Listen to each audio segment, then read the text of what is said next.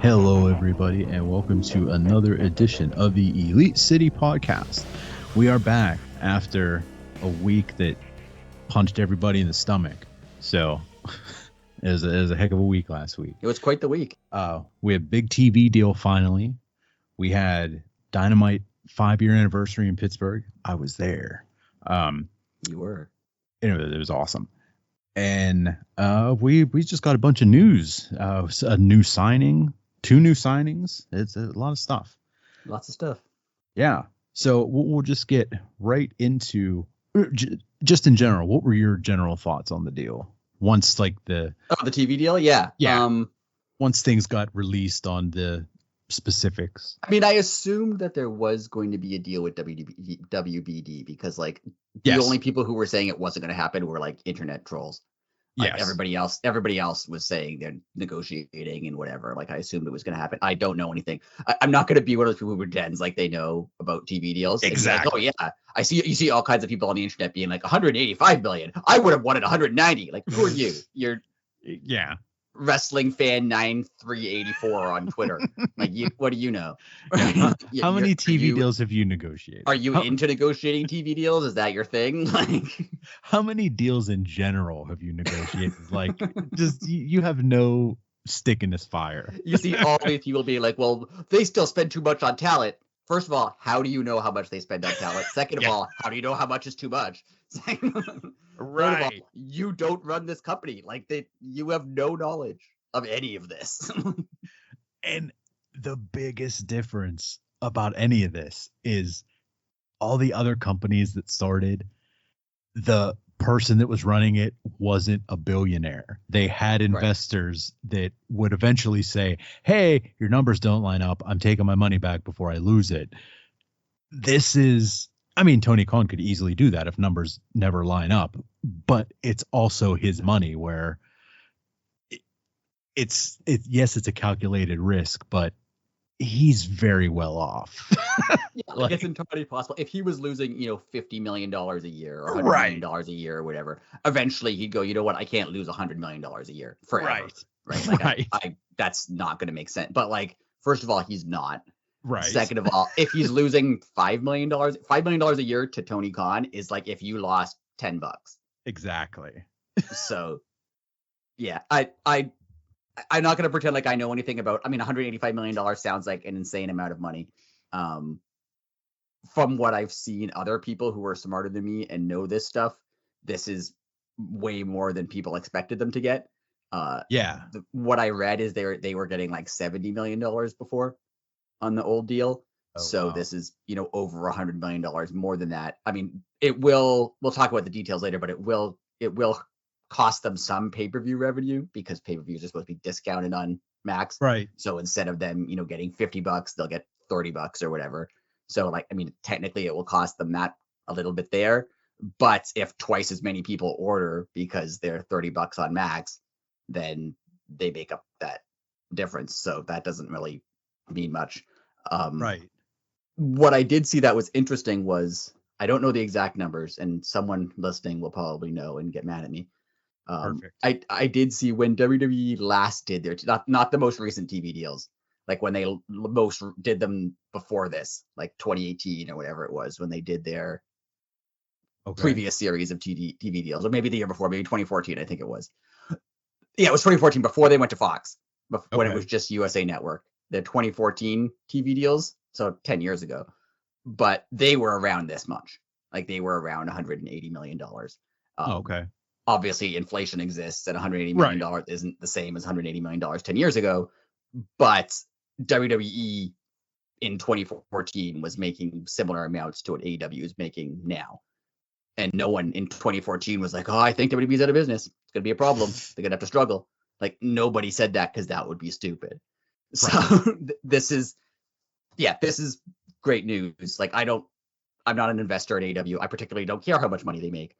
Exactly. But they will continue to exist, and that's good. Yeah. And like the thing is this is a 3-year deal with an option for a 4th. it does not sound like a lot of time, but when you think about the company itself, it's only 5 years old. Like that really puts in perspective how long 3 years is. Yeah, I mean, I know she worked for WBD. I forget who it was. It was an executive for Warner Brothers. Said people forget that this company is only 5 years old, Right. and what AEW has managed to do in 5 years is something that would usually take a company 10 or 15 years to do. And I know she's obviously biased because she works for Warner as a partner with them, but that's true. Like when WWE was negotiating that deal in 2014, or when WCW was at its height in 96, 97, WCW wasn't 5 years old. Maybe Nitro was 5 years old. Right. The company itself wasn't. The company itself was dating back to the 70s or whatever, right? So the fact that they got this far in 5 years, look how much they did in 5 years. You had no idea what it was going to be like in 3 or 4 years. I actually saw someone say that it's a good idea that it's only a 3 or 4 year deal, because look how much cable TV has dropped in 5 years. In 3 or 4 years, is anyone going to be watching TBS like at all, ever? Right. So they don't necessarily want to be tied to a cable station if nobody's watching cable anymore. And that just seems to be the way it's trending. I mean, you just sent analytics in from like it's since AEW's existence, and like the numbers at the beginning when they had way less talent, they were pulling in higher numbers than they have today, which is like you would think like, oh, well, they have so much more, like many more names now. Well, yeah, they do. And more people might actually be watching, but more people aren't watching via cable. There's many different ways to watch, and the internet still exists, which means you can get anything. That's actually one of the best things about this deal, is that it's simultaneously on Max and like on at the same time, because there are people who don't have cable, right? Who, if say you didn't want to get a VPN and set your location to a different country, or you didn't want to pirate the show, right? Like you wanted to watch it at 8:00 on Wednesday night when everyone else does. If you didn't have cable, you just couldn't. Like that was just not an option for you. And I mean, cable costs money, right? Cable costs however much your cable package is every month. If you don't watch cable and the only thing you want to watch is AEW, you're probably not going to buy a whole cable package just to get AEW. But you might spend, I don't know how much is Max, $20. You might get Max and spend that.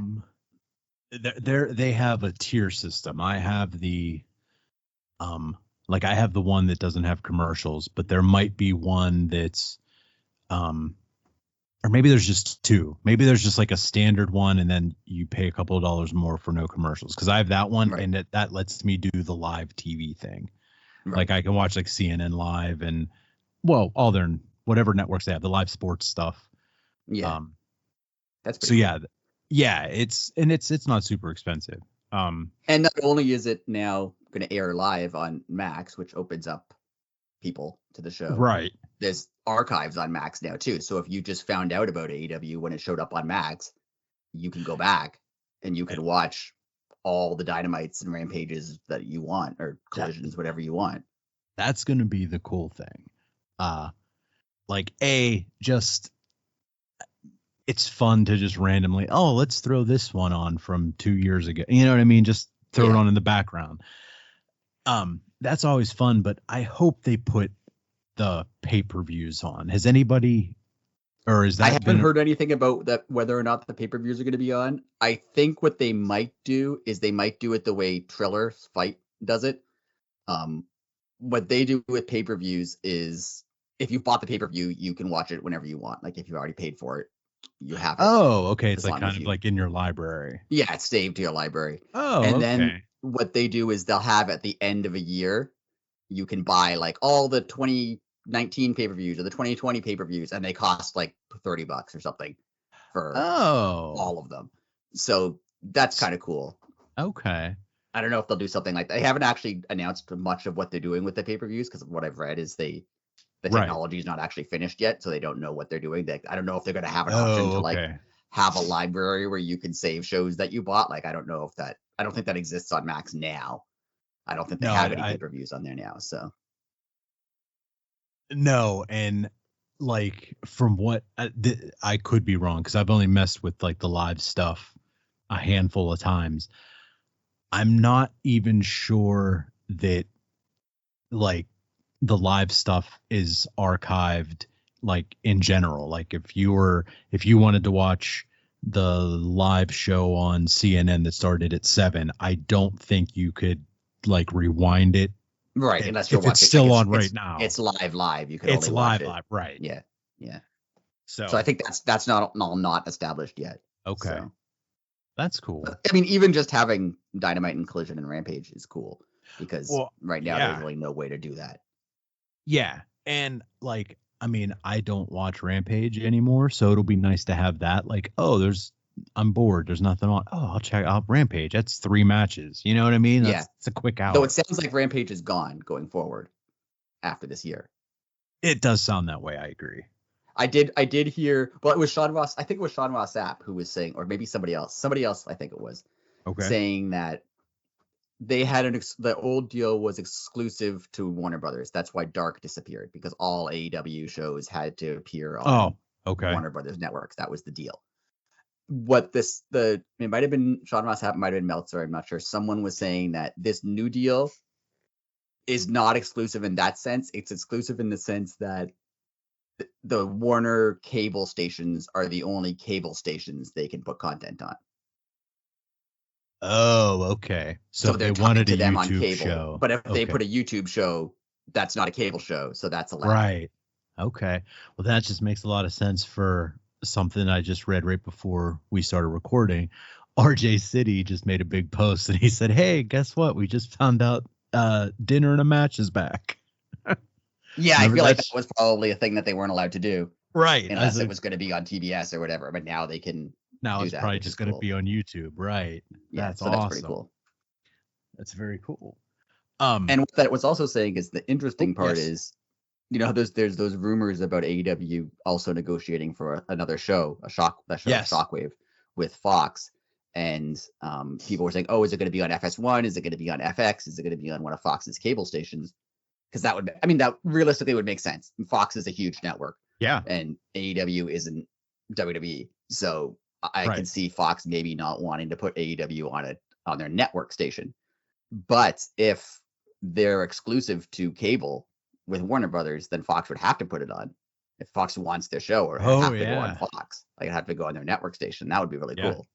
And that's a heck of a negotiation, like point, a little fine print point to add, like, oh, you wanted to put us on the B station. Yeah, you can't. And then they could have they could sign an exclusive, network deal with Fox. Like all their network shows are going to be on Fox or whatever. Right. So that would be, oh wow. That's the coolest thing about this is the 185 million or whatever, which everyone I've read says is not only great, but will make them very profitable. I think I saw somewhere that estimates. No one knows their expenses, right? But correct. The estimate is they spend, maybe $110 million a year on wrestlers and all the other stuff, staff and shows and everything else, right? So if they were making 70 from the TV deal before, they weren't making money.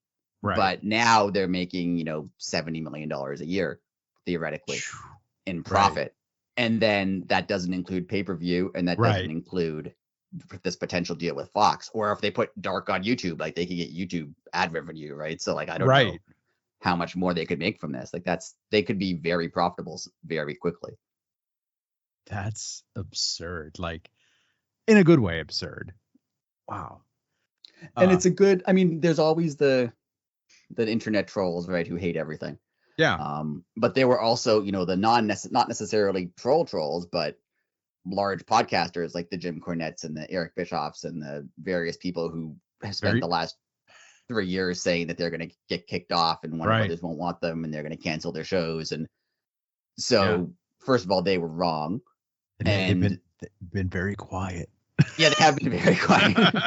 They've been very quiet. That's the thing. There's two types of trolls, right? There's Johnny Wrestle 62 on Twitter who whatever, he's some guy. Of course there's always going to be troll, but there are the big name trolls who have been very quiet. And I don't see necessarily, I know hating on things is how you get attention on the internet. I get it. But this is good. I think it was Bully Ray even said, if you're a wrestling fan, if you're a WWE fan, if you only watch WWE and you only care about them, this is still good, because if AEW makes this much money, then the next time WWE needs to negotiate something, they will make more money. And then the next time AEW negotiates something, they will make more money. And that means the wrestlers make more money. That means there's more shows. That means there's more TV. That means there's more wrestling. So yeah, now someone, 10 years ago, someone got fired from WWE. We said this a million times. Their career's over, basically, right? But now you get fired from WWE, you can go make the exact same money at AEW. Or even if you don't get fired, your contract runs out, you can go, hey, I want to see, maybe they'll offer me more. And then you can take that back to WWE and go, hey, they offered me this. What you have to pay me at least that. Yeah. Right. So just using it as a bargaining tool, to for your contract, to bring that to the table just to see your worth. Like, you might go in thinking like, oh, okay, like I could easily pull, $700K, maybe $1 million. And then you go to AEW just to see what they're going to offer you. And like, you get a $2 million offer, and you go to Triple H, be like, hey, I know what you offered me, but this is what they offered me. That's the thing. Like, when there's only one major company, they can kind of set the salaries, right? They can decide everyone's going to make, this much money. And who's to say that they don't? Because TNA is not going to pay you more. Like, no offense to TNA, but they don't have that money. Or ROH in the past was not going to pay you more. Like, that was never an option. So, yeah, they don't get to set the salaries anymore. If they say, hey, Randy Orton, your contract is $2 million, and Randy Orton goes, but AEW said $3 million. Right. Then now your contract is worth that. Now that's your worth, right? Now you're worth $3 million. Right. So, and you give them, all of a sudden they don't have as much power, because you say, do you want me to work here, or else I'm going to use the door? Like, you better counter offer this. Yeah, you had no leverage before. Yeah. What are you going to do realistically? Oh, you offered me $1 million. I'm going to go make 80,000 working in the indies. Like, no, that's not leverage, right? Or just go back to your normal 9 to 5. Like, right. I'm just going to take this office job instead. Take that. Yeah. I quit this stupid industry. It works out for everybody. Like you've said a million times, like going back to Randy Orton, like obviously Randy's probably never going to leave at this point, but now Randy can go to, if they're not giving him what he wants, or maybe he wants some more days off or something, maybe not even more money. Maybe he only wants to work pay-per-views, say. And, he goes to Tony Khan and he's like, yeah, dude, you could do that here. Look what we did with Sting. And then he goes back to WWE. The thing is super interesting, because I don't know if you ever follow Cody on social media. Cody always puts on Twitter and Instagram, like, his schedule for the month. He's done it since AEW. Or since the Indies, actually, right? He's done it like, when he was in the Indies, he's like, I'm going to be on ROH this day. I'm going to be in Japan these days, whatever. He would always put out whatever his schedule is for the month. So he keeps doing that. So he does it on with WWE now, and he'll post like, I'll be on Raw, pay-per-view, house show, SmackDown, whatever. And he posted one like at the beginning of October, his schedule for October. Now, knowing what you know about WWE, how many days do you think the WWE champion is appearing on shows in a month? Well, knowing what I know about WWE, but knowing that their champion is really no longer the backbone of the company, I would say 3. Yeah. Okay. See, my first thought was like they would work 20 days a month. Back in, if you would have said how many days did Bret Hart or Shawn work when they were champion, I would have said 50 days a month. Yeah. Well, the cool thing, like, it was 11, which I was surprised by, because, and 2 of them were house shows and 2 of them were SmackDowns, which he's not on the SmackDown roster. So people were speculating, oh, maybe that's like a dark match before SmackDown, after SmackDown or something. Oh, okay. So, Yeah. And obviously he's doing other stuff. He probably has autograph signings or interviews or whatever. Right. But 11 days in a month is like a reasonable amount for a wrestler to wrestle. Totally. But before AEW, I'm sure it was higher. I'm sure it was 20 or 30. Right. Like the 40. Fact. And now like you can go, hey, I don't want to work 25 days a year, take 25 days a month. And they go, no, but that you have to. And he goes, but over there, I only have to work 6. Right. And I make the same amount of money. So I'm going to do that unless you let me work 6 here. Yeah. Like, that's good for them, just from like Cody. I saw an interview with Cody and he was saying how much the schedule is different. He said sometimes he doesn't like it because he gets rusty not wrestling as much. anymore. Like he used to Right. wrestle more often when he was in the indies.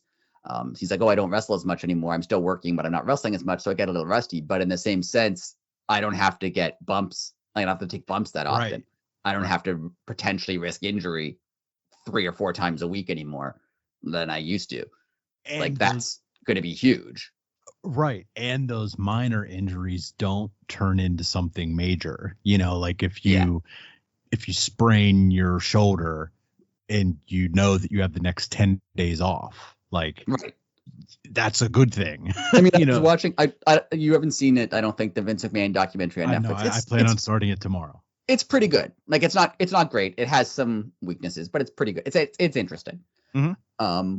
One of the episodes is about like, you know, wrestlers dying young and the problems with that, especially in the 80s and 90s.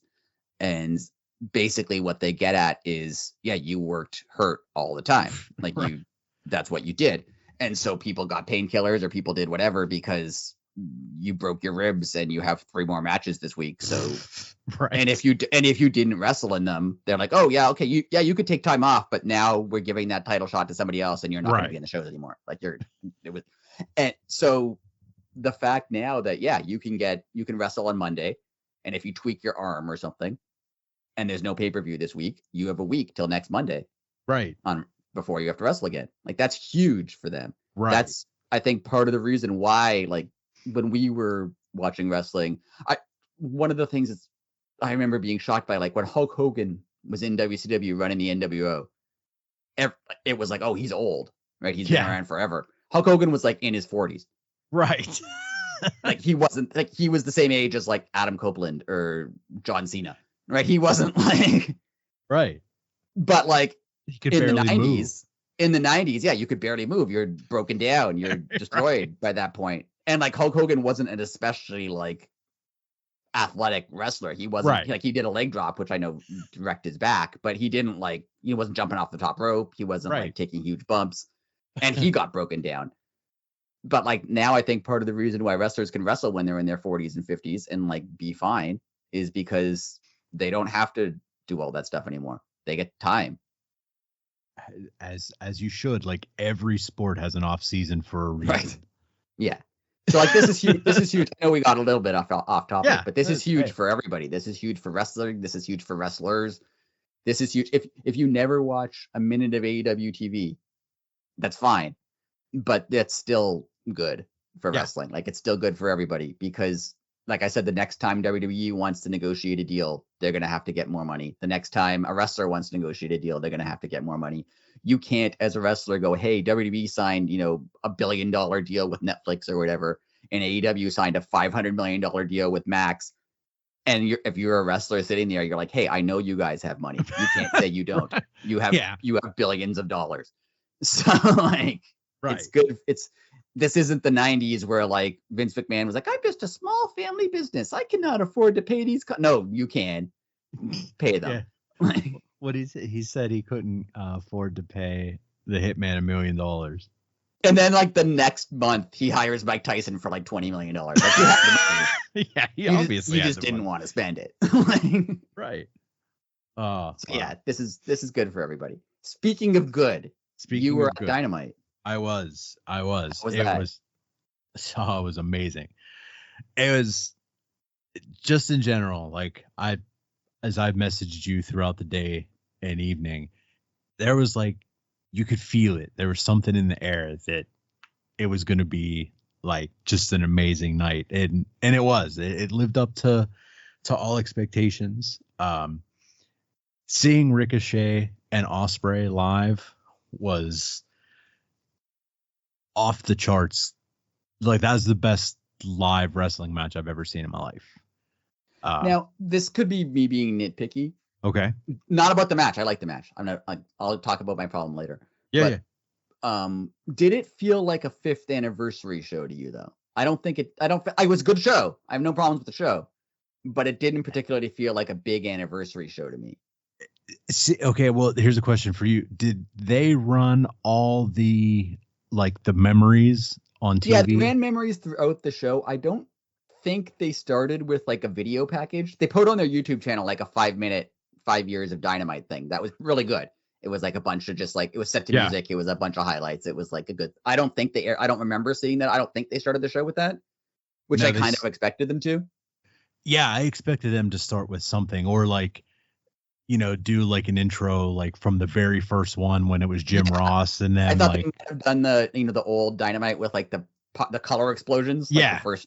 I thought they would have done like an updated version of that. Maybe put some new wrestlers in it, but have the same kind of old style intro, or like brought out the old screen or the old ring skirt or something. Right? Just to, because it felt like it was a good episode. I have no complaints about the show, but I don't know. AEW is old enough now that you can kind of have a nostalgia for it. You can be like, oh yeah, the first episode of Dynamite, I remember that. I remember what the entrance used to look like. I remember what the intro used to look like. And they didn't really take advantage of that. I thought they could have. I agree. I do agree. It's a small little nitpick. Like, it doesn't make me not enjoy the show. I just thought like when Raw has like a 10th or a 20-year anniversary, they have like a whole new thing. They bring out the old set. Yeah. They have the old entrance. They bring out the old announcers or whatever, right? I know they've been around longer, but AEW has been around 5 years. They could have done something a little bit more. Like, they had those clips throughout the night that were pretty good, but I don't know. I was expecting a little bit more just from an anniversary standpoint. I agree. And I think I would have complained more had I not been there, because like I said, like being there, the place could have caught on fire and I wasn't going to get out of my seat. Being there is awesome. Like every AEW show I've gone to, like I don't even like know if the matches were actually good. They just, I know exactly what you're saying. Seem really good when you're there because the crowds are super into it, and like it's fun. They do the best. I've been to WWE shows, I've been to TNA shows, I've been to indie shows, and AEW does like the best wrestling show, like live wrestling show, like the live experience. I think is better than anybody else. Yeah, I agree. They do all the fan service, and well, speaking of fan service, during the Ricochet Ospreay match, I was one of like 5 people that stood up for the draw. Like I was totally all in on the draw. I loved it. I hated the double pin. I thought that was dumb. See, I thought it was the greatest thing ever because I was like, oh, it's not clean, so they have to wrestle again. I thought the only way you would do that is twofold. One, it's not clean, so they have to wrestle again. Or you want Ospreay to beat Ricochet, but you don't want to make Ricochet look bad because so you have that, and then you're like, oh, they were so close. Yeah, Ospreay won, but like they were so close to right. That's why they. But then they had Takeshita come out. I was like, well, they could have just done that. They had no need. There was no need for them to do the double pin. Like people were mad at the Takeshita thing. I love the Takeshita thing. I thought that was fun. That was great. Better. That was better than the draw to me. If that was the ending and there was no draw, if they just wrestled for 20 minutes and then Takeshita came out and beat them both up, that would have been great. I would have liked that a lot better. That match was spectacular. It was a good match. I mean, obviously, like people criticize it. I know, like it's an acquired taste, right? It's obviously more staged than a lot of, like it's technically it's not the wrestling matches that I enjoy the most, but they are just so good at it. Well, that you have to kind of appreciate it. That's what I was just gonna say. If you have something to say about that style of wrestling, go and see it live when there's no cutaways and no announcer yelling at you, telling you how spectacular it was. Just seeing 2 people with such perfect timing, and not just Ricochet and Ospreay, like any luchador / Japanese style wrestler, like their timing is so impeccable. Like whenever Ricochet did the Hurricane Rana off the top rope, or Poison Rana, excuse me, and Ospreay does the backflip and lands directly on his feet, the timing on that is so absurd. Like you don't realize how hard that is. Like that's my gripe with people saying about the flippy stuff. For me, it's not even that. I mean, obviously, yes, that's super hard. You could pay me billions of dollars and give me months to train, and I could never do it. I could never do it. Right. But it's not just the timing that I thought was good about this match. A lot of the problems I have with what they call, the more flippy style matches is you spend a lot of time setting things up, right? Like I remember I talked about this for a match with Kenny Omega and what's his name? Vikingo. That was great, but like half the match was okay. Kenny Omega's going to get in this position so that Vikingo can hit him with this move. Right. Ospreay and Ricochet didn't really do that. Like I guess they just know each other well. Or their timing is really good, and yes, they set themselves up for moves. But like Ospreay would fall and like just end up in the right spot. He did like then shuffle over a little bit, and like it seemed like it was timed better. It was positioned better than a lot of like flippy matches. They have a chemistry where they know, oh, I have to land exactly here, and they do every time. And the crowd was into it. I don't know if that came off on TV. Yeah, the crowd came off as really good. It was very loud, very into it. What did you think of Takeshita coming out? Oh, I loved it. It was awesome. Yeah. And it was also awesome the way that they kind of tricked the crowd. They did like the double pin false finish, and then, you know, everyone's yelling at Rick Knox, and he says, you know, we're going to give him 5 more minutes, blah, blah, blah. So then you instantly get back into the match when they ran at each other. Well, then I'm back into it. So I'm not looking around to see if there's going to be shenanigans. Right. And then all of a sudden there's shenanigans, and it made it even better. So that was cool that they did that. And now there's a 3-way match. And now and of course that's what it was leading into, which is going to be match of the year, hands down. Yeah, I can't see how that's going to be not great. Yeah, I mean, we all know Takeshita is amazing, and we just saw what Ricochet and Ospreay did, and you add Takeshita to that, my God. Yeah, Takeshita is. I think Takeshita and Ospreay would have a great match. I don't know how Ricochet is going to play into it, because Ricochet is a bit of a different wrestler. True. Ospreay obviously is a high flyer, but Ospreay can also do, you know, work a striking style. Like Takeshita is more of an aggressive type of wrestler. True. He doesn't really high fly that much. I mean, he goes up top, but he's not Ricochet, right? So it's going to be really fun to see how the 3 of them work together, because they're all so talented. Yeah. I want to see the match that they put together, because it's going to be good. Oh, it's going to be great. Now, I hope Takeshita wins. Same here. Throwing that out there with the crowd and everybody being hot and ready and just unreal and electric in the air, as I said. Then there was a Jericho segment right after that. This is no baloney. This is no bullshit. I swear to you, you could have heard a pin drop when his music hit. People were booing, and then people just literally started to get up and like go to the concession stand, to the bathroom, go grab a beer. I mean, I guess you kind of need that spot on a show, like where people get to leave, but not right after what you just not had, right though. After. Yeah. And then it just keeps I'm glad you going. said that, because I kind of hate that the crowd does the "hi guys" thing back to. I hate that it's getting over. So but that's all they did. Right. Like after that, I don't want to say it was dead silence, but that was the only promo with the live mic that I could hear. And I told you before we started recording that the audio for live interviews was not the best. His you could hear, because you could hear everything. People were chanting "shut the F up" with the 5 claps. There was "please retire." There was "just leave." It was. See, that's the thing. He does get a reaction now, and I guess the thinking is a reaction is better than nothing, right? Like if people are mad at him for being there, it's still a reaction. But they're legit mad. Like nobody wants. It's not mad because he's a heel. It's like, no, we'd rather see anything else but this. There's a difference between booing you because you're a heel, or you did something bad in the course of the show, right? Like you attacked a face, like you're John Moxley and you choke out Bryan Danielson. People are going to boo you because you did something bad, right? Versus, I actually don't want to see you on TV. Right. I don't want you to be here. So yeah, I don't want to get too much into Jericho, because I know he's doing this to get attention, and I don't want to give it to him. But yeah, I'm not. It took until, let's see, we're going by the thing. That would have been 1, 2, 3, 4, 5. It took 6 segments until the Bucks came out for Private Party to get back what Ricochet and Ospreay started, and I'm not kidding.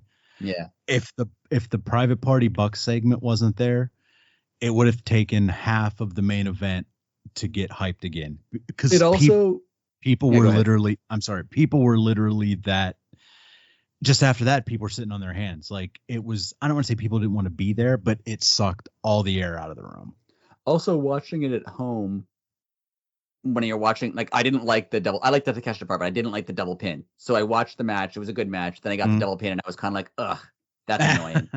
And then Takeshita came out. I'm like, okay, maybe it's pretty good. And then Jericho comes out, and I'm right back to ugh. Right. Like, what? Like, that's he really is where when you're watching at home, like, I'm on my phone. Yeah, Like, same here. the rest of the show I'll watch and I'll pay attention to, but I'm on my phone when he's at, because, like, he's not going to say anything interesting. I mean, I know he talked about Jay Briscoe, which was apparently a big deal, but whatever. I don't care. But see, again, and nobody even cared about that. Like, he didn't even get the from the crowd. Yeah, he didn't. I heard people be like, "Oh, people were silent because they were so shocked." I'm like, no, they were silent because they didn't care. Like, right, right. But most of the time when he comes out, like, I don't want to pay attention because I know what he's going to say. He's going to say, "Hi, guys." He's going to talk about how great he is. He's going to accidentally say the wrong name of the city. He's going to brag about himself. He's going to talk about how successful he is. Then Big Bill is going to say basically the same thing. Brian Keith is pretty funny. Like, Brian Keith is funny. Is funny, yeah. But, like, yeah, it's the segments are nothing for me. Like, they don't do anything for me. Okay, well, just go to exactly what you just said. And then go back to what you said about Brian Keith, because Brian Keith's hilarious because Jericho talks for 27 minutes and then Brian Keith will say 2 words. Like, you don't need to be on TV the whole time. Yeah. Yeah. If these segments would be funny if they were 2-minute segments. Yeah. Well, that's what I was just going to say. Following that, then they have another interview segment, which again, I didn't hear any of this. There was the Mercedes interview with MVP. And, well, we saw Shelton Benjamin's debut. That was later. There were 2 separate segments, but yeah. Oh, 2 separate. My fault. Yeah. I wrote them together, but they're 2 separate things. But it was like the crowd was already dead. Then you have poor live audio from backstage. So I honestly don't even, well, I got the gist of what happened. He gave Mercedes his card, probably offered her a position or think about it type deal. Yeah. I thought that was awesome. So if that's what happened, that was awesome. Yeah, that's basically what it was. She talked and she was like, "I'm so great," and then she aired a little video package of her highlights. And she got to AEW, and then he came out and was like, "Hey, here's a card. Call me." And see, oh man, if they pull this off the way that I think they're going to pull this off, and you're going to have Swerve, Shelton Benjamin, MVP, Mercedes Moné, possibly Prince Nana, and Lashley, and the Bobby Lashley is now All Elite. If you have that stable with those names, like, just punch me in the face if I'm wrong, but honestly, is that like potentially NWO level of in names, like on paper? I think what's going to happen is Swerve's going to turn them down and they're going to be against him. And that's going to be his new thing. He's going to have to fight off like 5 guys. Do you think they're going to drop the Hangman thing? Yeah, I think they're going to drop the Hangman thing for a while. Wow. Okay. I think Swerve's going to turn them down. Okay. Mercedes will probably join. Someone else will probably join. So they get like, 4 or 5 guys. And Swerve will come back for Wrestle Dream. And they'll be like, "Okay, Swerve, what's your answer?" And he's going to say no because it's in his hometown. He's going to play a face being like, "I don't need you guys. I was successful on my own." And then that's going to be his next thing. Now he's going to have to go through 5 guys by himself, basically. And then MVP is going to offer Tattooed Face Man his card. And then everyone's going to say, "No, that's long-term storytelling." I mean, that would be funny. I would love that. Yeah, he beats Shelton Benjamin, he beats Bobby Lashley, he beats MVP, and then Tattooed Face Man's there and he pins him. He's just like, that's it. Swerve's reign was stopped. Everyone's like, "I remember that guy. What the hell was his name?" It's just no one tells him his name. He has no entrance music. He just shows up. Just shows up holding the card. He holds MVP's business card. Yes.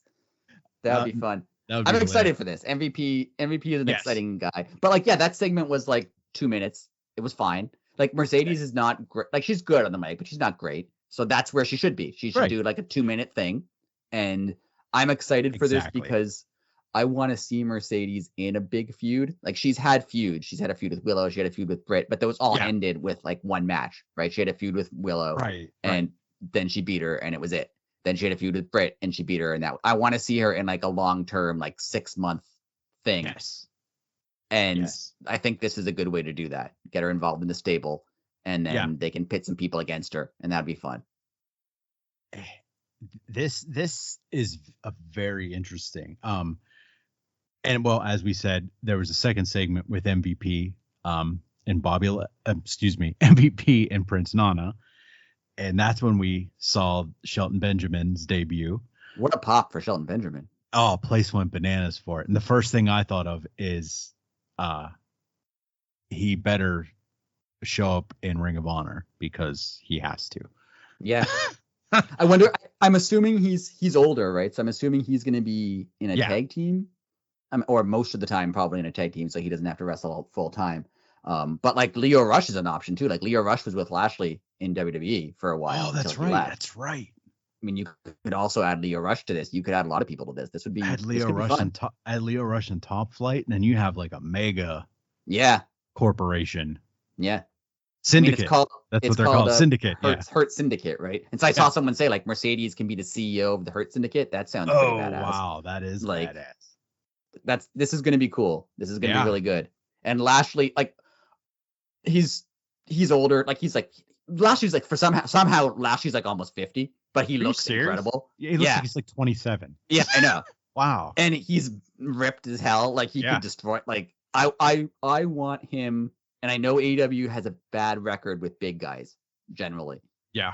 Right.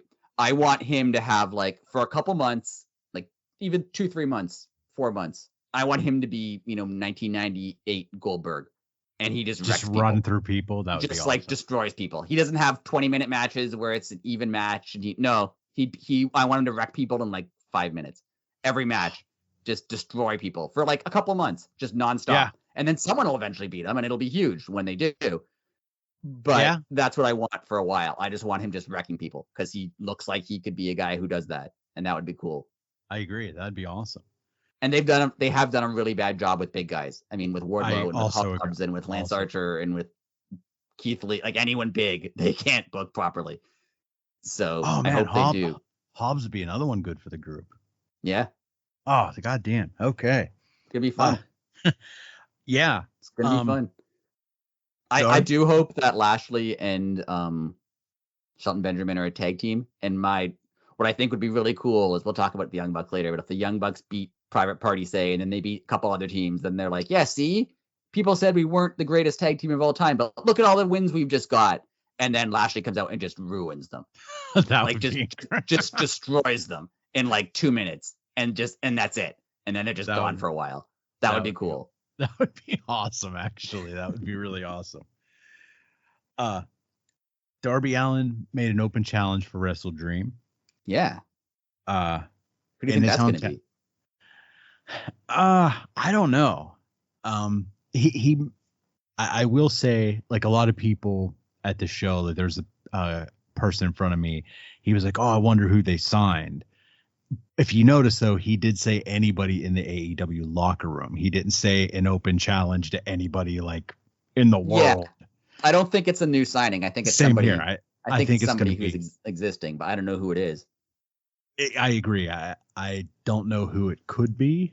It's going to be a big-ish name because he's not just going to squash them. And I feel like they took his title shot away. They have to give him something big to do. Well, that's what I was going to say. Could this be Christian? And that's how he gets the title shot back. Yeah, it could be. So I mean, that would be fun just because of like the stipulation type deal, but yeah, I don't know who it could be. It's got to be someone. Who does Darby have a history with? Like nobody really.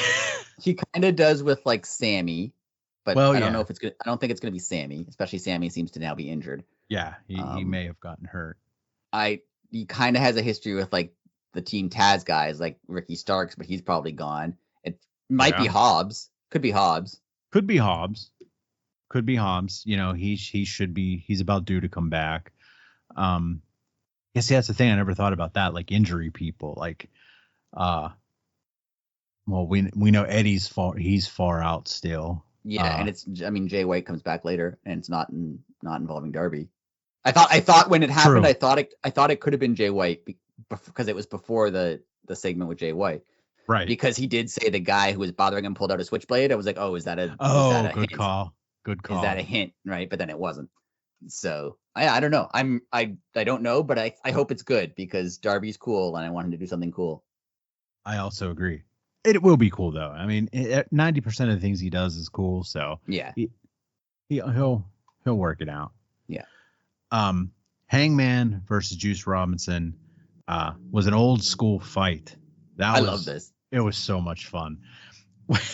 the two things that made me laugh the most when Juice initially pulls out the strap from the lumberjack match, and okay, there's a few hits, they go out through the crowd or whatever, then they finally get back in the ring, and then Juice took his belt off that was on his trunks. I was like, that was the greatest thing. Juice Robinson is hilarious. He is. I love him. An amazing human being. Going back to before, I love any match that starts with a brawl. Yeah. And then there's 10 minutes of that. Well, we can't do anything. The bell hasn't rung. I love that. It's a cheesy wrestling trope, but every single time they do it, right. I love it. I think it's great. Juice Robinson was somehow single-handedly louder than the crowd. You could hear him perfect. Like he was just yelling and screaming and come on, baby. People or something just he was, as we always make the joke when we talk like in our private chats, like him and Tony probably just sit at home in this quiet little quaint, right? Like live this life. Yes.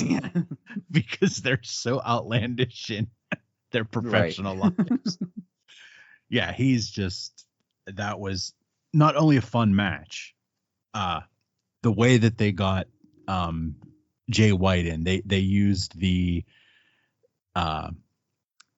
flow of the building really well. Like they had everybody over towards the stage and they brought him in from the opposite side. I noticed when he came out, they started his music and then there was 10 seconds before he showed up. And it reminded me a bit of his debut because I was watching some Dynamite highlights, like AEW posted the best of whatever. And his debut, the same thing happened. I think he was late for his debut. That's I think they played his music and then he was 10. He showed up late. I think he was late. He missed his timing. That's incredible. I think they did it on purpose the next time. They're like, okay, that's just going to be his thing, that his music plays for 10 seconds before he shows up. That was cool. That was just, the crowd went nuts for that too. Bullet Club Gold is faces. How's that going to go?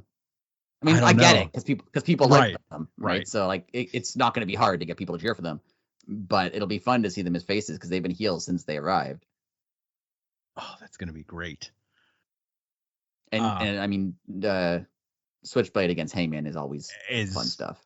Yeah, I totally forgot about that. So yeah, I go back to what you said earlier about Swerve going on to something else. I totally forgot Switchblade and Hangman. So yeah, you're right on that. I think Swerve's on to something else. The Switchblade Hangman thing is going to last a while. They can make this good. So I can see it going for a while. Did you watch the post Dynamite interview with Jay White? No. It's really good. Like he talks about, he was like, Hangman, you've done some nasty, dirty things. And he's like, you know what? I don't care about any of that. It's good.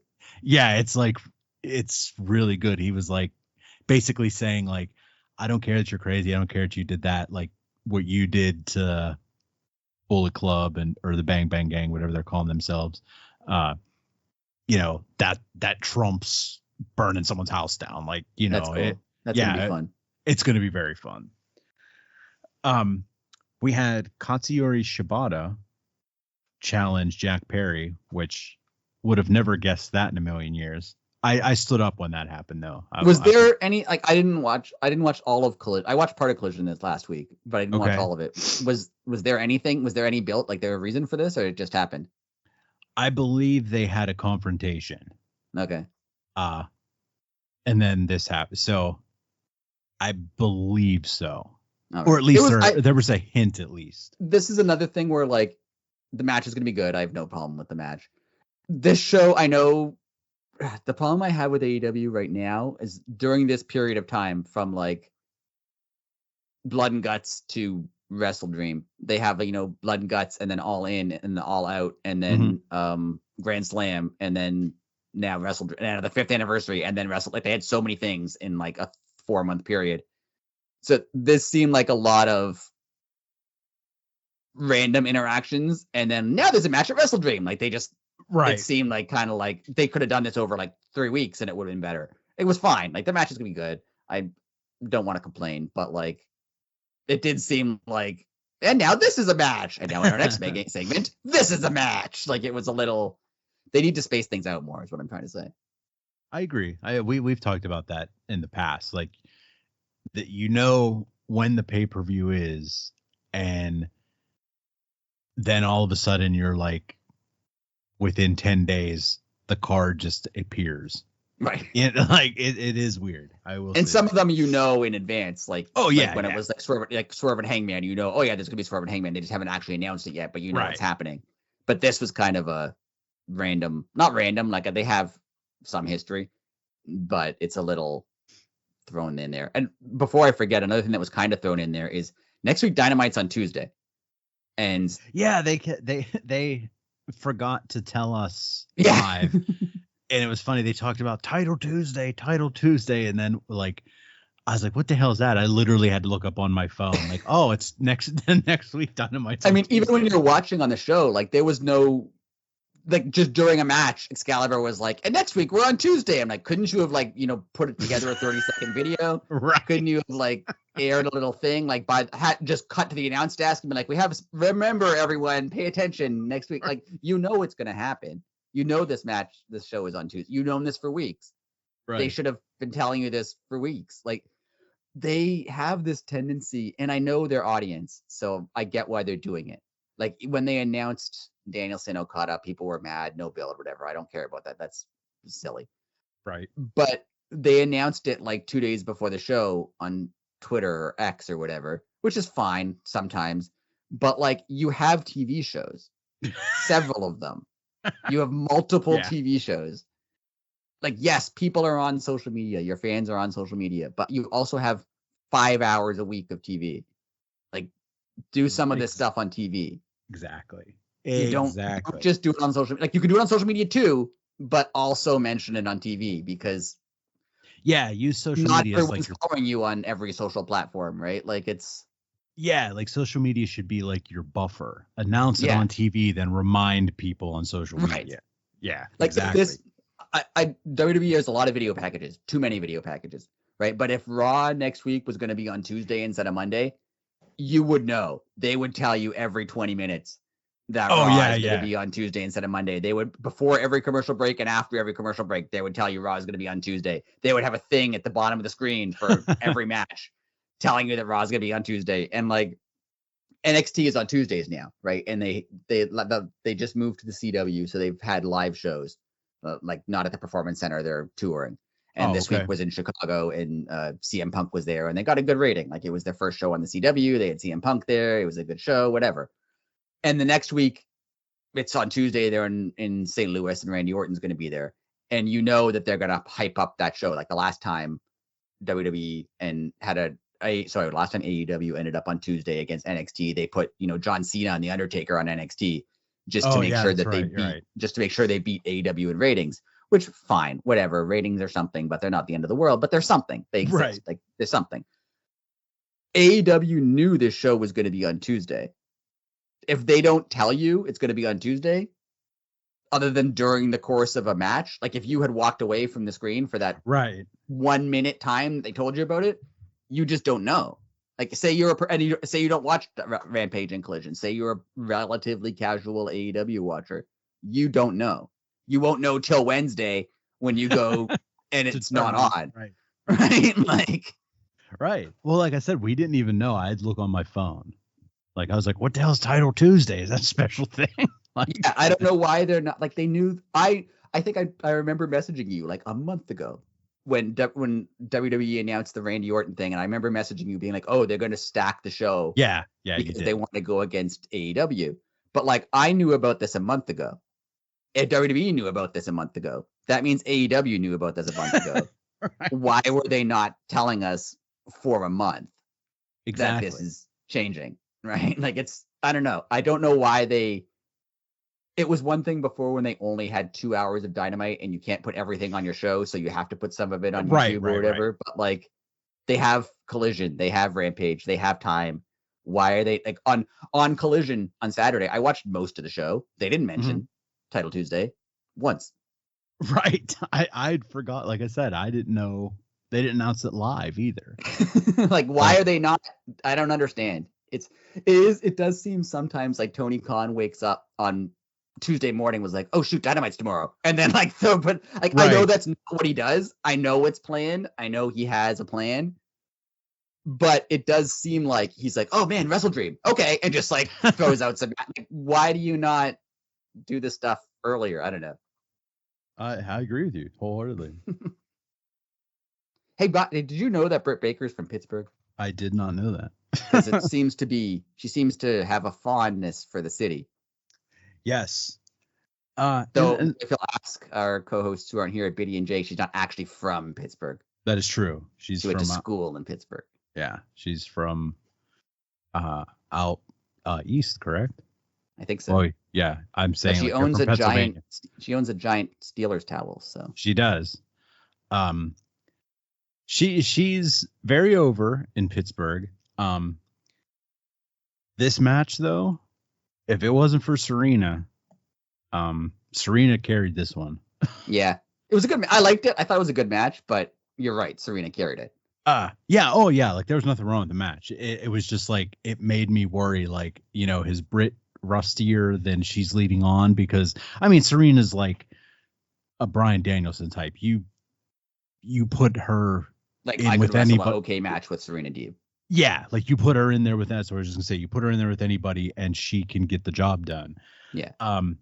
Again, like I'm not saying Britt did bad. I'm just saying that right before this match started, they showed the lights out highlights between Britt and Rosa.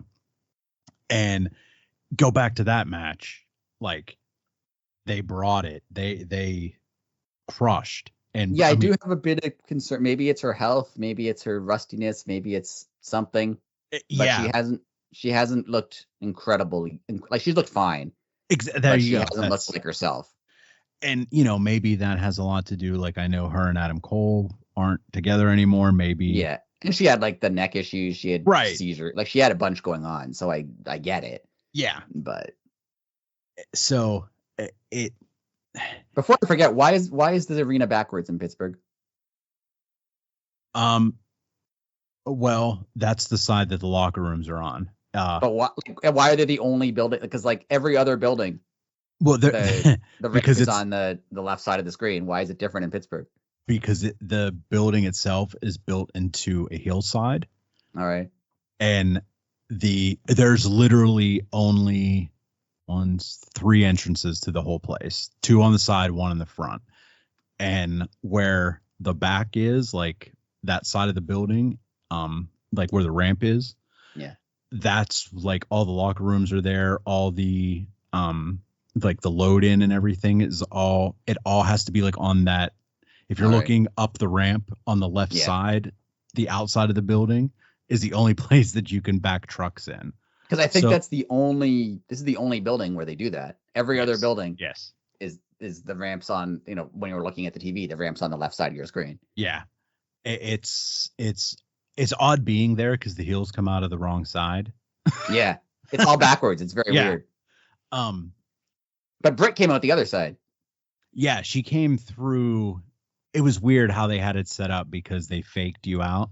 Like they had her walking through the locker room, but where she came out, she was right by like the snack stand. Because I thought the reason they did that was because the locker room's on the other side and they wanted her to walk past like the pit locker room, but no, they just faked it. Yeah, they totally faked it. That All where right. she walked past is on the other side of the building. Because like she was walking out and like they showed her in the back. And then like I was like, oh, okay, she's like they're gonna have her come out. So like everybody's looking like at the ramp, Right. and then you start to see the people below us turn their heads. Like nobody knew where she was because everybody knew that wasn't that part of the building. Oh, nice. Yeah, so like, oh, there she is, and then everybody turned. Is it because they couldn't do pyro? Because she has pyro usually when she comes out. And I guess it would look weird if she was in Pittsburgh and didn't have pyro. So they had her come out the other side. It was a whole weird thing. It was very odd. It was very, very, very odd. I like I said, nobody knew where she was, and like it was just odd. It was also odd Mariah May was watching because later on Mariah May I thought, oh, Mariah May's watching because she's gonna end up facing someone in this match. Exactly. But then she had a thing with Willow later, so she's probably going to end up facing Willow. So why was she here for this? It was, I don't know. It was odd. It was an odd, like it was fine. I had no problem with it. The match was good. Agreed. It was the one, I said this on all their social media. It was the one AEW didn't do much to make it seem like an anniversary show. But the one thing they did was go back to the tradition of a 9:20 women's match. Oh, and just like, yeah. It was there, like we have one tradition in this company, and it's a single women's match at 9:20 p.m. And we have to make it. We have to do it. But we haven't done it in a while, but it's the 5th anniversary. We got to go back. Yeah, that was the match was fine. Like it was a good match. I liked it, but it was very strange. Yeah. And this isn't really a complaint for Britt. I understand she's in Pittsburgh. She overworks the crowd a little too much, like only in Pittsburgh. Like this isn't like she doesn't do this any other time. Like I'm just making this up off the top of my head. Like she keeps lock on and she's always looking at the crowd and giving them like the wink of the eye and the eyebrow raise just to get that. I mean, you have power. That's awesome. Like, you know what I mean? Like when you're in a wrestler, when you're not in a wrestler, when you're a wrestler like that in your hometown is what I meant to say. Like, you know, you can make those people do whatever you want. And again, when you're there, it's fun. Like, but like she doesn't. You want her to play to the crowd because she's the hometown fan. Yeah. But I could see people watching on TV or not from Pittsburgh just being like, okay, give it up, lady. I could like. It reminds me of when Dynamite was here and they had Adam Copeland versus Christian, both from Toronto, and they had the segment where Copeland pulls on a Leafs jersey and then he puts a Bruins jersey on Christian. Yeah. And Christian's like beaten up and he's putting the jersey on himself. I'm like, yeah. to the fans in the building, we loved it. Everyone else watching people were just like, why is he putting a jersey on? What's he doing? Yes. Yeah, that was for the 8,000 live in attendance that night. We're gonna move on to the Hook segment. Did you think Hook was gonna drop the F-bomb? Yeah, I thought he might have. He looked so angry. Yeah. It definitely, I thought that was coming when he said, if you're gonna mess with I thought he was gonna say effing family, and then he just said family. Yeah. Yeah, who do you think it is? Well, I've had this theory for a while now. But as soon as that promo aired, it's Christian. Because now Christian's gonna say he doesn't have a dad, he needs a father figure. Oh yeah, okay, yeah. You know, where's your dad at?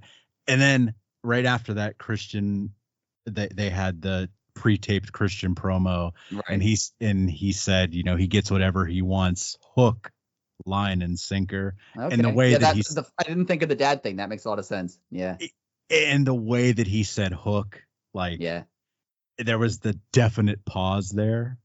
So that's my. I've seen a couple rumors online. I saw some people say that they think it's Hook, and he's just like, pretending, right? Like he attacked his dad. He's gonna pretend like he didn't because he wants him off. He wants him gone. Right. He wants to like move away from his dad and have his own legacy. That would be incredible. Wow. which would be pretty fun. And then Yeah. the other thing I thought, is it someone like, is it Hobbs or someone from Team Taz, Brian Cage or something, Oh, from back in the day, yeah. who's like holds a grudge? Is Oh, something like what that. if it's Ricky Starks? What if it's Ricky Starks? Yeah. I mean, we all know he's pretty much gone, but he's pretty much gone, but you never know. yeah, maybe they mended some fences. Especially because they retired the title last week, which I thought we weren't on. Oh, by the way, we weren't on last week. We were all dealing with stuff. Yeah, last week was. It was a week. Rough. It was a week. Yes. But yeah, they retired the title last week, which I thought was the right decision. They should have done that. Oh yeah, totally. They didn't need Hook. We've said a million times, Hook was tied down to that title, and he should be somewhere else. But is it someone else who held that title, like Ricky Starks, or like Ricky Starks, right? Or like Brian Cage, or someone who's just like mad at Taz for taking the title away or something? I don't know. I don't know what's going to be. I like that. Very interesting. Very interesting. Now, again, this is going to be the one you're going to have to take the reins on this one, because I only saw it. The Mariah May Willow segment. I don't know what was said. I know they ended up fighting, but how did we get there? Basically what it was is Mariah May, they asked her about, you still haven't had your victory celebration, and you still haven't got to, celebrate with your fans and your family, whatever. And she was like, yeah, everyone, I'm the women's champion, but no one's talking about me. Willow lost at All Out, and everyone's talking about her. Everyone's still celebrating her, but she's not even a champion. She's a loser. Why are people paying attention to her? And then Willow showed up and was like, what are you guys saying about me? And then they fought. So, okay. It'll be fun. Yeah, I think it'll be sense. I think that's going to be a really good feud, because Mariah May and her are kind of the opposites from each other. Mariah May is very like composed and like, deliberate and mean. And then Willow is kind of just like happy and floats around and doesn't seem like, she's not like buttoned down. Right. She's more energetic. And so I think it's going to be a good feud. I hope it lasts for a while. I'm with you. I hope it lasts for a while, and I hope it's more than, if they have a match right away, I hope it's not like, I want to see a disqualification or like an unclean win. Like, I hope they don't wrestle at Wrestle Dream and someone wins and then they're just done. Yeah, more than that. Yeah, if you get, I just almost choked on my tongue. If you give them a match at Wrestle Dream, I'd want it to be like, I don't know. I was going to say I want it to be real short. No, not short. Give them a good solid match, but a shenanigan win. Yeah, right. or no win, a disqualification by Mariah May, or maybe even Willow getting herself disqualified, like hitting Mariah with the belt and saying like, all right, let's go again. They've had a lot of, for not the Toni Storm Mariah May feud, obviously, but I was talking more specifically the TBS title I mentioned. There's been a lot of like one and done feuds. Like they have a feud, then they wrestle, and then that's it. I think they need to have something lengthy. And Willow especially. Willow's had a lot of like one and done feuds. Her stuff with Stat was good, but everything else has kind of been like short. So she should have something longer. I want to see them feud for a while, because I think they could do good stuff. Yeah, I wholeheartedly agree. I unfortunately got to see the Iron Savages live. Because they didn't do their entrance on TV. I don't know what they did in the show.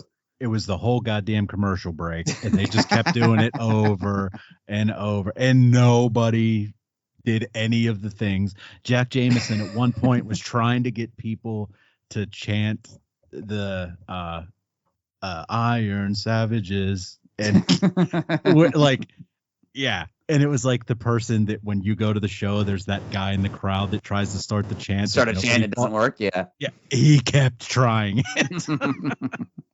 As soon as they came back from commercial and they went in the ring, I was like, oh, wow, you're going to be loving this. The entrance was so long. And then I was like, well, okay, obviously whoever they bring out, they're crushing the Iron Savages. Yeah. And then I was like, okay, Private Party. This just got very interesting.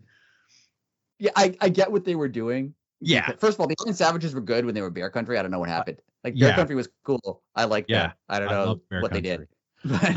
I like the Iron Savages before they gave them Jack Jameson. Yeah, he's super annoying. And it's just all the stupid, like, middle school jokes. Yeah. That aren't funny. Yeah, he's not even funny annoying. He's just annoying. Yeah. Yes. Yeah. I get what they were doing with Private Party. Like, it was kind of a callback to early in Dynamite when they had a big upset victory. Yeah. And then they led into the Buck stuff. I get it, but it seemed strange. Like, it was fine, but it also they started this match. It was like 9:50 or 9:55 or something. I'm like, well, obviously this match isn't going longer because there's Okada and Danielson coming up. Why would you put it on then? Because no one wants that. Right, like as soon as they went to commercial break at 9:50, I was like, oh, when they come back, it's going to be Danielson Okada. Yeah, that's going to happen. And then they did this. I'm like, but why? They could have done this anytime. Like, why are they starting it now? It was weird. And it was so dumb. Like, when they were like, oh, and it's going to be on Rampage. And then literally you heard the guy behind me. He's like, oh, I'll watch out on Friday because I ain't staying for it. I was just like, you and everybody else here, my friend. See, I liked them challenging the Bucks and the Bucks saying no. That and was awesome. The Bucks being like, we work limited dates. Like, that was the right amount of. I legit laughed at that. That was the right amount of teasing the internet without going too far. It was the right amount where, like, if you're on the internet and you know that people think that they have contracts with limited dates and they hate them for it, like, you thought that was funny. Yeah. If you're not on the internet and you have no idea, but it's still funny. Right? Their EVPs being like, oh, we don't have to work every day. So, like, it worked. It was the exact right amount of, like, internet references. I thought it was great. I think they should have been doing the stuff like this since they started the EVP thing. They haven't, and it's annoying. But then they immediately undermined it by Christopher Daniels coming out and be like, no, you're going to wrestle Rampage. Well, if he could just make them wrestle, why couldn't he just make them wrestle Private Party right now? Right? Like, if he could do that. See, here's the thing that I didn't even realize was a thing until the girl next to me pointed it out to her friend. Did you know that supposedly in AEW lore that Kenny Omega passed his power to Christopher Daniels, and that's why Christopher Daniels outranks the Bucks? No, I thought he was acting Tony Khan, but then it never made any sense because Tony Khan came back. So. No, apparently that's a real thing because I heard them talking and I was like, "Are you serious?" And she was like, "Yeah." And then she told me exactly when it happened, and I was like, "I don't remember that at all, but I'm going to take your word for it." Any memory of this? Yeah, apparently that's a real thing. And I was like, but it's very weird that he can make them wrestle a match. He clearly can. Right. He booked it. But why can't he just make them wrestle the match that Private Party wanted? That too. And I also think that it's weird. And I also brought this up to the girl next to me, and she like looked at me real funny because I used logic and wrestling logic. I was like, well, wait, how does Kenny Omega how does he have more power than the Bucks? Right. Because apparently the Bucks split their power. I was like, well, that's dumb. So the one person and their power split, and Kenny equals one person, but 100% power that he gave to Christopher Daniels. See, the thing is, this is all dumb. Yes. But if they had done a thing on TV that explained all this, like, it would be dumb, but at least they would have explained it. And I would have been like, well, it's wrestling. And just like how the referee can't do anything before the bell rings. Exactly. Okay, it's dumb, but it's wrestling, so cool. But they've never. This whole EVP thing has just been so unnecessarily confusing, like unnecessarily. That like it started off as a cool idea of they're gonna be obnoxious EVPs who don't play by the rules and they don't wrestle when they don't want to and they punish their enemies. Like, that would have been cool, but they've made it so much more confusing. Than it needs to be. And like involving Christopher Daniels, who's Tony Khan, but not Tony Khan, but Tony Khan's back, but he's not involved. Like, it's all. And then amazing. They made on Collision Top Flight versus House of Black versus Private Party, and the winner faces the Bucks at Wrestle Dream. So first of all, obviously Private Party, because why would you have this segment and then not have Private Party face them at Wrestle Dream? Right. And second of all, again, if Christopher Daniels can book that match and make the Bucks wrestle, why would he not just do it immediately? Again, I agree with you. When Private Party came out and said, hey, we want a match with you, and the Bucks said no, if Christopher Daniels can overrule them, why not just overrule him right now? Yeah, I agree. I like that Christopher Daniels is there because Tony Khan is bad on TV, and it makes sense to have a authority figure. But then drop the Bucks authority figure. If Christopher Daniels is the guy who gets to announce the matches, he's Tony Khan's representative, fine. But then stop pretending that the Bucks have any power and just have them be annoying. Like, yeah. If the Bucks were just annoying and like somehow weaseled their way out of wrestling and matches, that's fine. But pretending that they're all powerful, except that they actually have no power, right, is very weird. Like, it's very strange. Oh, I love it. But the Bucks were funny. I thought it was good. Yeah, but it wasn't as good as the main event. No, this was fun. Okay. I know you weren't online much that day, the day of the show. But remember during the Continental Classic when there were all those people being like, how will anyone be able to keep track of standings? They can't add 2 and plus 2. No, two-digit numbers. Like, no. There's no way. Like, the fact that this was 20 minutes, the first 20 minutes were for the Continental title, and then after that it wasn't anymore. So many people were like, that's such a convoluted thing. I'm like, really? That's very convoluted and confusing. You cannot understand that for 20 minutes it's 2 belts, and then after that it's just 1. Right. And then meanwhile, that's the epitome of too confusing for you. Is you can't wrap your mind around that.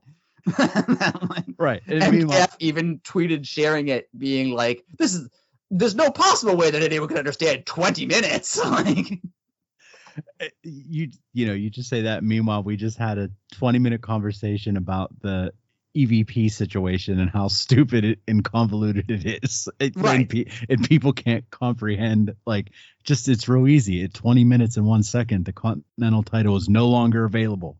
Yes. It was over. Yeah. You explained it in 1 sentence.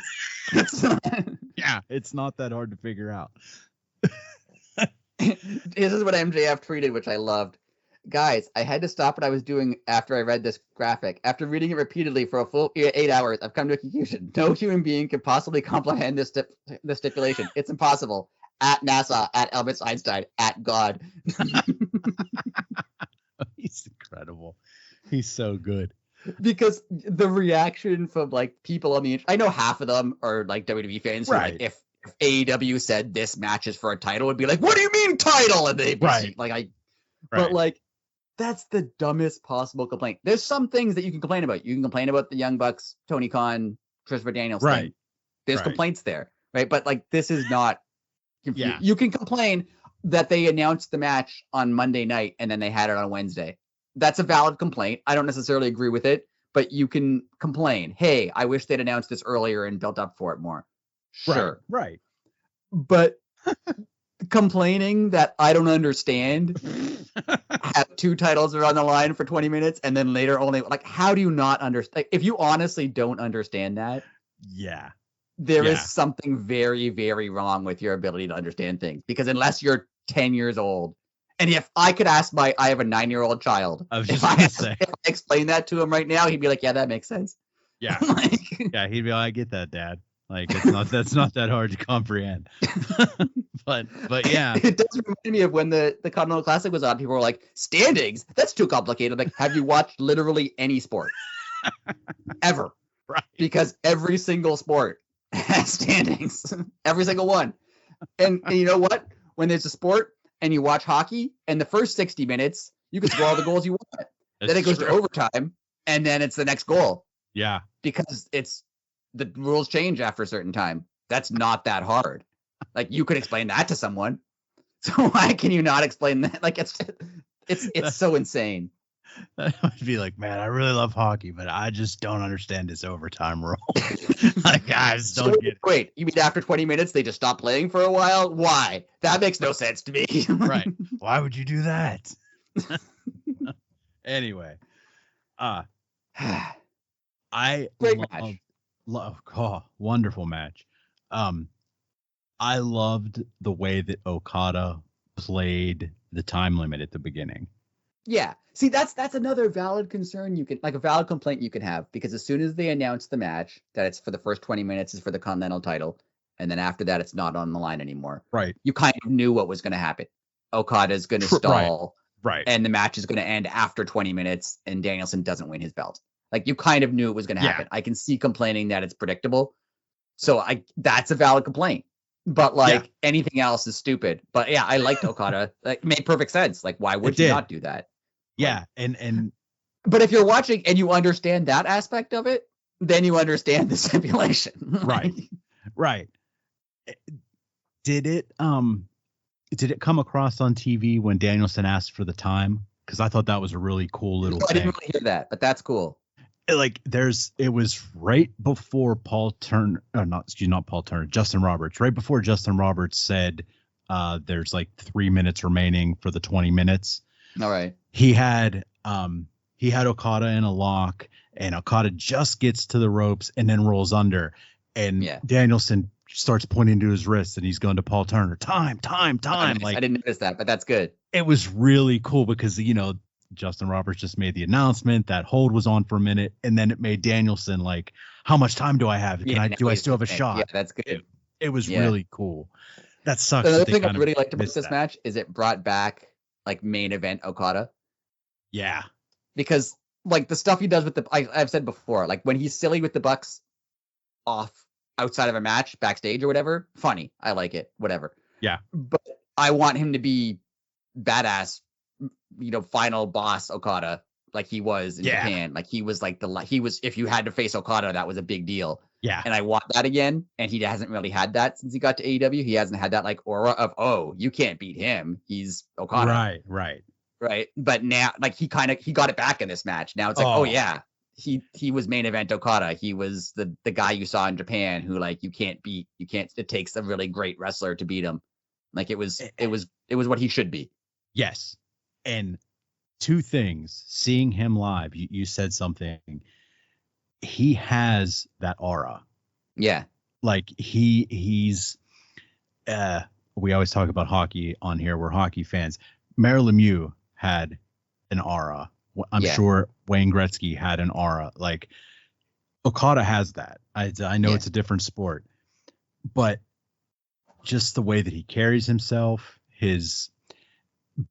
him being a heel and him using like his arrogance and like the little minute just facial expressions, like he's really good at what he does. Like he got back to like for the like I know none of the match, like I get it, none of the matches he was in to this point were since he signed with AEW were Bryan Danielson, right? So like he was kind of silly, or he like kind of got to be more cocky, like make jokes like, oh, I don't have to take this guy super seriously because I can beat him. Right.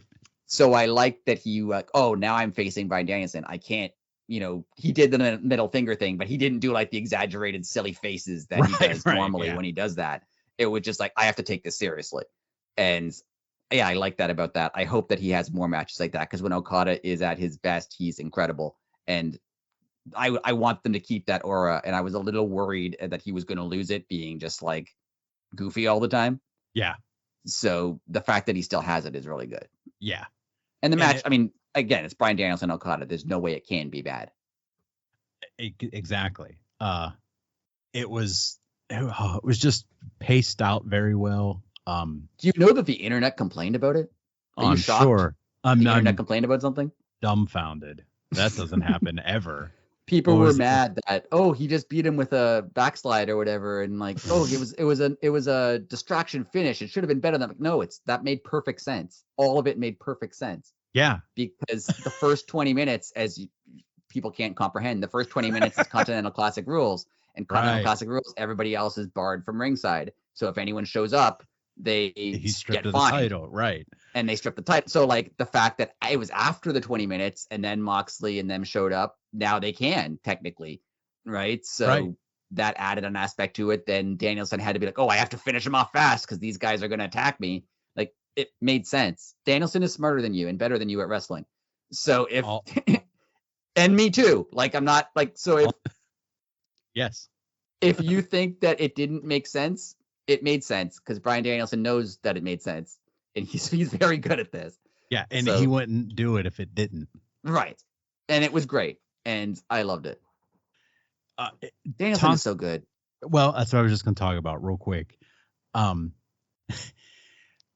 going back to Britt and how Britt can manipulate the Pittsburgh crowd, Danielson can manipulate any crowd. He's honestly good at everything. Yeah. He, at one point, right after they, Okada goes to hit the Rainmaker, Danielson ducks it, and then Danielson hits the Rainmaker, then he goes to hit the Psycho Knee, and then Okada hits it. As soon as Danielson nipped up after that, he nipped up into doing the yes. Yeah. And it was just like everybody, like, it was almost like we knew we were supposed to do it.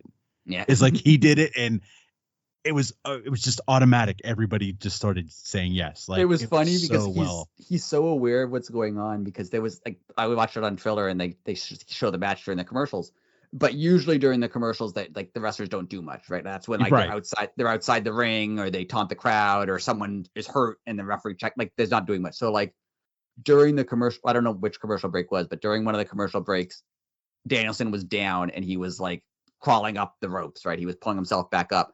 And then you could tell he knew they were coming back, because right before they came back, he did the yes chant, so that when they came back from commercial, everyone was chanting. It was perfect. Awesome. That is awesome. He's incredible. That is awesome.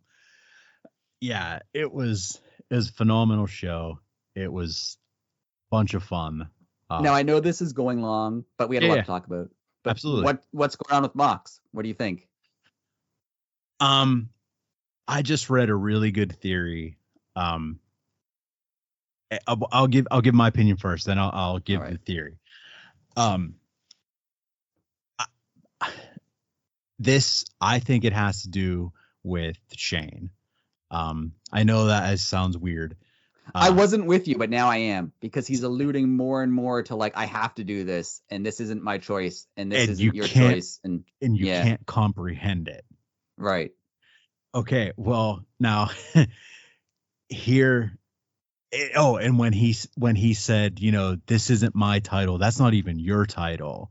Right. Like, and this isn't your show anymore. What I said before. Like, yeah. Okay. So my theory is it's Shane, but I think Shane is pulling Mox's strings. And all right. Now the internet throws the thing that I read today throws a monkey wrench in it. He thinks that the internet thinks that Shane is pulling Tony Khan's strings and Mox is working with Eddie. Okay. See, that's what I said. I was like, could see that. That's awesome if that's true.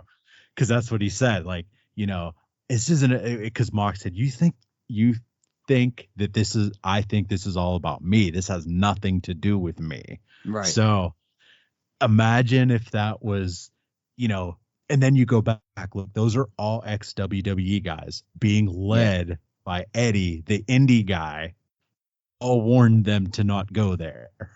And if Shane is pulling Tony Khan's strings, and like say Shane is planning to take over the company or something, right?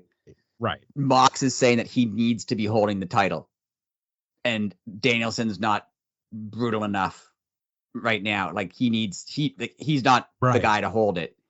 Yeah, maybe he needs to defend AEW from something, and Danielson's not mean enough to defend AEW from that thing, and only Mox thinks that he's the only one who can do it. Right. He's the only one mean enough to fight this off. Yeah, that would be great. That would be better than it being Shane, because Mox being led by Shane, you'd have to make some kind of leaps in logic, because why would Mox be led by Shane? Yeah, because he left there. Right. He left there and he wrote a whole book on how bad he hates that place. Right. Yeah. And this would be the perfect time for Shane to come in, because again, you haven't seen the McMahon documentary. Literally, there's like 3 people who come off good in that documentary, and one of them is Shane McMahon. So this would be the right time. And the whole documentary is just like, oh, it's so there's one episode about family where they talk about Stephanie and Shane and Vince and his parents and whatever. And it's the really good episode.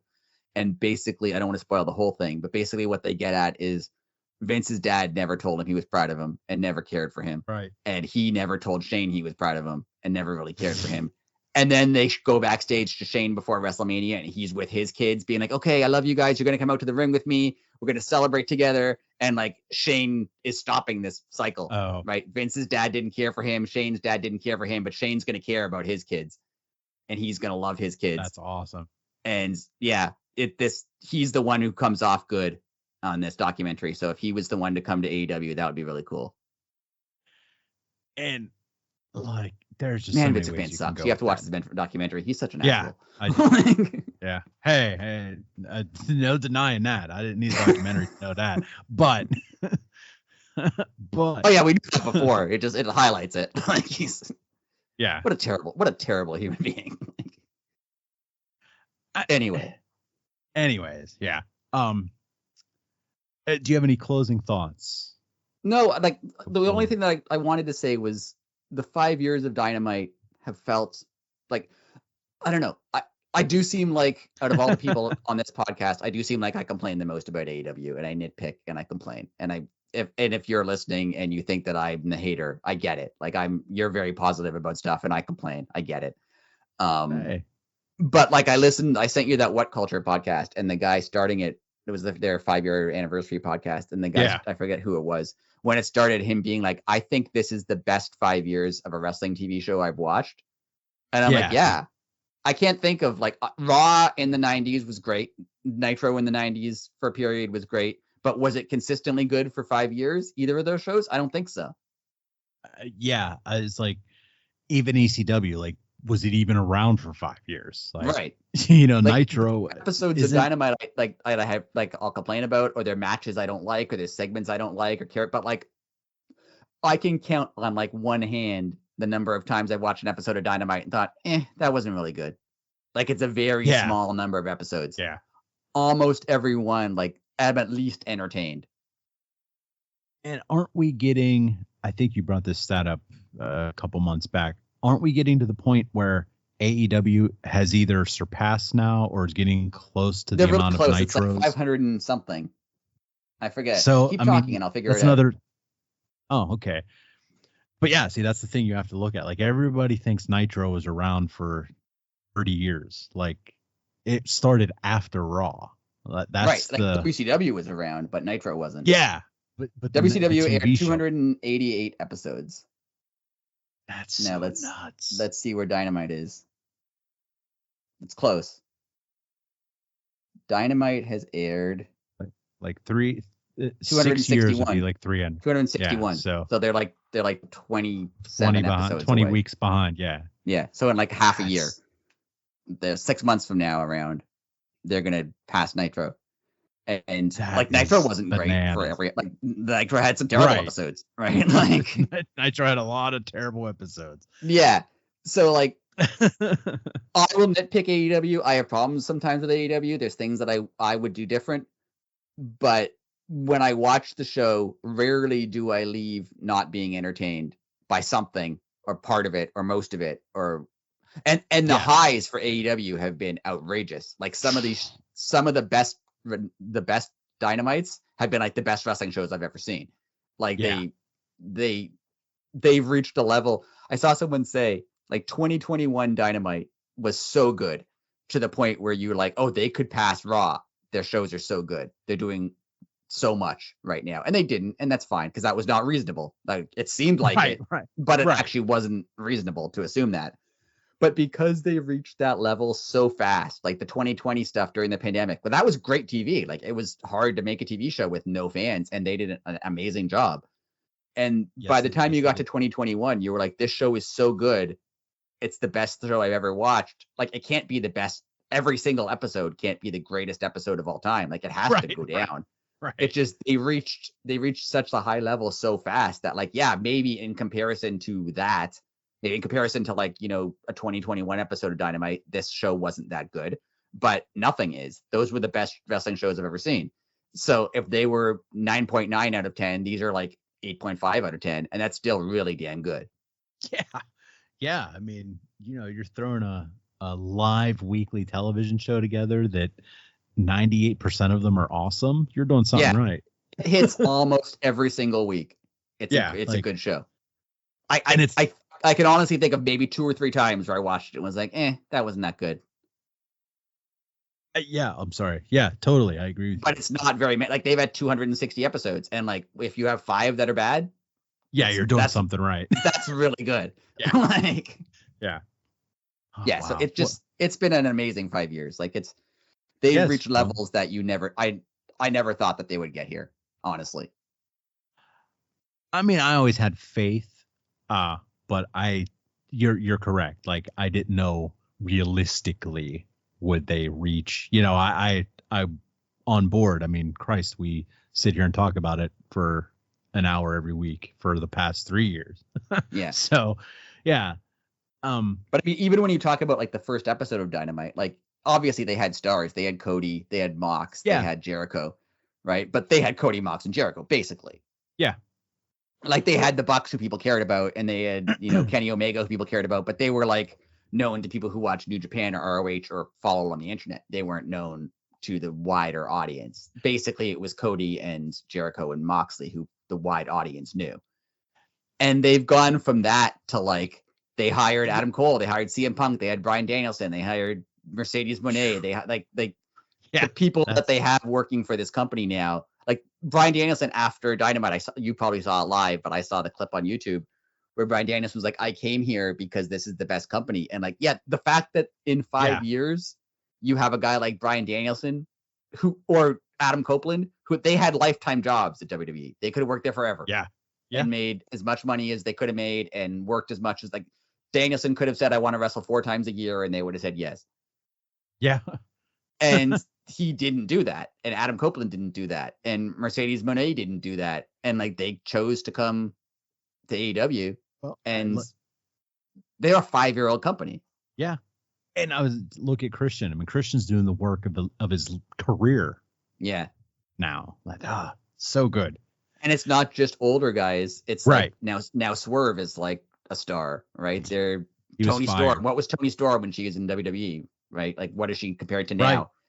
Like, yeah, it's been a phenomenal 5 years. I can't, when you actually think of it and you actually look back, the fact that they got here is like, I know Tony Khan's a billionaire, and being a billionaire gets you somewhere, obviously, right? But if it was that easy, someone else would have done it in the last 20 years, and no one else has. Well, I was just gonna say that was the thing. Like, starting a wrestling company must be the hardest thing in the world to do, because it just doesn't happen. Like, right. Throughout history there were 2, 3 if you count ECW. Like, and ECW was not like production wise or touring wise at the level of the other 2, right? Right. Like, it was So now we're finally back up to 2. You could kind of say like 2.5 with TNA, because people do work at TNA and make a living. Right. But like, you think about it, it's not like, there were 70 places to work. Like, there were 2. Basically, and then since Vince McMahon killed all the territories, there's been at most 3 companies. That's unbelievable. At any given time. So it's hard. And so the fact that this exists is gnarly. Yeah, it's really cool. And like we said at the beginning, WWE has $1 billion deal with Netflix. AEW has a $500 million deal with Max. Like, this is huge for everything, and this is really cool. And the fact that AEW did it is really cool. And obviously he's a billionaire, but like, if it was so easy, another billionaire could have done it, and they didn't. So Tony Khan's pretty cool. He's a billionaire, but he's cool. Yeah, he is. Both of those things. All right. Well, thank you everybody for listening. Like we said, this one went a little long, but we had a lot to talk about, and we took last week off because personal reasons, and we're back. We're good. So thank you everybody. We are at Elite City Pod on all social media. We are on YouTube also. Make sure to like and subscribe and comment. Smash the bell. Helps us out. Turn on notifications if you would like to. We do this every week, usually Fridays or Thursday. Usually Thursdays. We're usually posted by Friday. Yeah. So if you're new, welcome. We've made a few new friends at the show, people that were sitting around us. So if you did listen, thank you. And if not, maybe next week. So until next week, we'll talk to you then. Later.